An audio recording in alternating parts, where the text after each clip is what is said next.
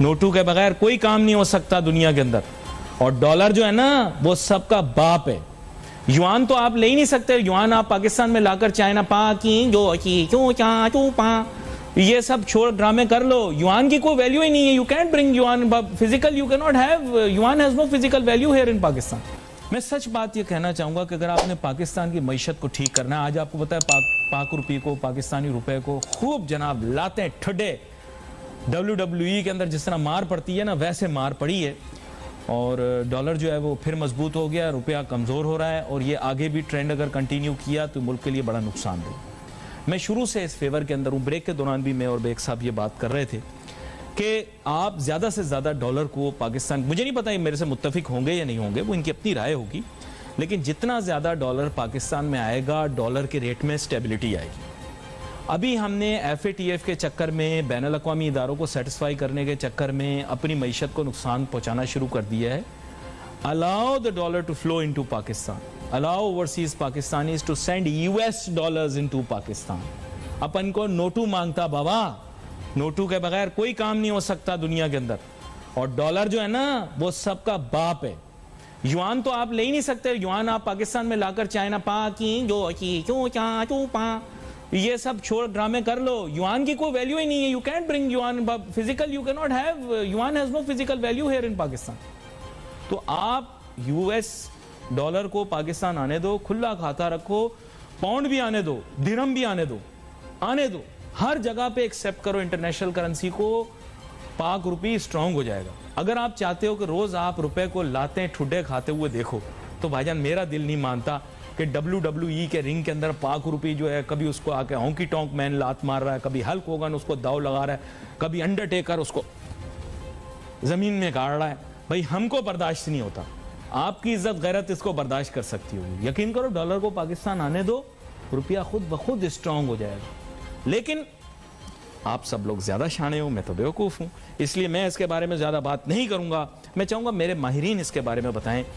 28 مئی 1998 bag صاحب میں آپ کو یاد کرا رہا ہوں, پاکستان کی قوم کے ساتھ سب سے بڑا ظلم کیا گیا جب بم بلاسٹ کر جانے کے بعد. بم بلاسٹ بہت اچھا تھا ہم نے کیا بم بلاسٹ, میں اس کے حق میں نہیں ہوں, لیکن کیونکہ قوم نے کر دیا تو اب اس کو ماننا پڑے گا. لیکن بات یہ ہے کہ بم بلاسٹ کے بعد ہم نے کیا کیا, ڈالر منجمد کر لیے اور ملک کی معیشت کو برباد کر دیا. جو انڈیا اور اسرائیل کی سازش تھی وہ کامیاب ہو گئی. پاکستانیوں کا سرمایہ منجمد ہونے کی وجہ سے فلائٹ آف کیپٹل ہو گیا. اس کے متعلق مختصر سا بتائیے. جی میں ڈائریکٹ ٹو دا پوائنٹ بات کروں گا. کریں. دو چیزیں ایسی ہمارے ملک کے ساتھ ہوئی جن کو کبھی ہم معاف نہیں تھے اور جنہوں نے ہمارے ملک کو پیچھے دھکیل دیا. ایک نیشنلائزیشن, بالکل صحیح بول رہے ہیں, اور دوسری یہ جو اٹامک ایکسپلوژن کے بعد freezing of foreign currency account تھا. ہمارے جو فورن کرنسی اکاؤنٹ کو فریز کر دیا گیا, تمام ڈالر منجمد ہو گئے, اور پھر بعد میں اس کی جگہ روپیہ دیا گیا. وہ دن اور آج کا دن بیرونی انویسٹرز, بیرونی پاکستانیوں کا کانفیڈنس پاکستان میں دوبارہ نہیں بن سکا. صحیح کہہ رہا ہوں؟ صحیح کہہ رہے ہیں. اچھا, اب وقت کے ساتھ ساتھ انہوں نے RD اکاؤنٹ کھولے ہیں, اب انہوں نے فورن کرنسی میں کسی حد تک پروٹیکشن دی ہیں, لیکن FTA کے قوانین اتنے سخت ہیں کہ any sum you cannot bring to Pakistan, اس میں لمیٹیشن ہے, اس سے زیادہ لا نہیں سکتے. اس کے سورس آف فنڈز بتلانا پڑتا ہے, پھر کس مقصد کے لیے آئے ہیں وہ بتلانا پڑتا ہے. اب ٹائم چینج ہو گیا ہے. پہلے تو جو چاہے آپ باہر سے جتنا پیسے لا سکتے ہیں, لیکن میں آپ سے 100% ایگری کروں گا کہ پاکستانی روپے کی رقم مستحکم رکھنے کے لیے, مضبوط رکھنے کے لیے ہمیں اپنے ڈالر ریزروز کو بڑھانا ہوگا. ڈالر ریزرو مطلب کہ ذخائر 3 جگہ سے بڑھتے ہیں. پہلی ایکسپورٹ جو ہماری $25 بلین سے بڑھ کے نہیں دے رہی. دوسری ریمیٹنسز, اس میں اللہ تعالیٰ کا کرم ہے کہ $29 بلین تک ہوں گی. تیسری سرمایہ کاری, بیرونی سرمایہ کاری. کووڈ کی وجہ سے اور جو حالات ہیں سرمایہ کاری بھی اتنی نہیں ہوئی ہے, 1.5 بلین کی ٹوٹل ہوئی ہے اس پورے سال میں. تو پھر چوتھی چیز پہ جانا پڑتا ہے جو بہت تکلیف دہ ہے, اور وہ ہے باہر کے بیرونی قرضے. تو اگر آپ یہ 3 چیزوں میں ڈالر اپنے ذخائر نہیں بڑھا پاتے تو پھر چوتھی چیز میں آپ کو ڈالر میں قرضے لے کے اپنے بیلنس آف پیمنٹ کو اپنے قرضوں کی ادائیگیوں کو بھی کرنا پڑتا ہے. لیکن یہ بات سے میں آپ سے بالکل متفق ہوں کہ جتنے ڈالر ریزروز ہوں گے ہمارے پاس اتنا روپیز مستحکم ہوگا. ابھی جو پاک روپیز مستحکم ہو رہا تھا آپ نے دیکھا کہ 168 روپے ڈالر کے کم ہو کے یعنی مضبوط ہو کے 152 پہ آ گیا تھا. اب دوبارہ 156 پر آیا, 56 پہ آ گیا. تو یہ پورا کا پورا کھیل جو ہے یہ مستحکم پاک روپیز کا دار و مدار ہے ڈالر ریزروز کے اوپر. اور ڈالر ریزروز اگر آپ کے بڑھتے ہیں تو روپی مستحکم ہوتا ہے. آپ کو روپی کے لیے ایکسپورٹ کو بڑھانا ہوگا. ریمیٹنسز اللہ تعالیٰ کا کرم میں بڑھ رہی ہیں. فورن ڈائریکٹ انویسٹمنٹ جو بیرونی سرمایہ کاری جس کو آپ کہتے ہیں اس کو بھی انکریج کرنا ہوگا. اور یہ چوتھے آپشن پر اللہ تعالیٰ ہم کو نہ لے کے جائے جو انٹرنیشنل ڈونرز ایجنسی سے ڈالر میں ہم سر وہ لیں گے. سر جس کو عادت پڑ جائے نا, میں نے ایک دفعہ ایک بھکاری کو بولا تم بھیک کیوں مانگ رہے ہو, نہیں میں نے ایک بھکاری کو پوچھا تم بھیک کیوں مانگ رہے ہو, میں تمہیں نوکری دیتا ہوں تم نوکری کرو.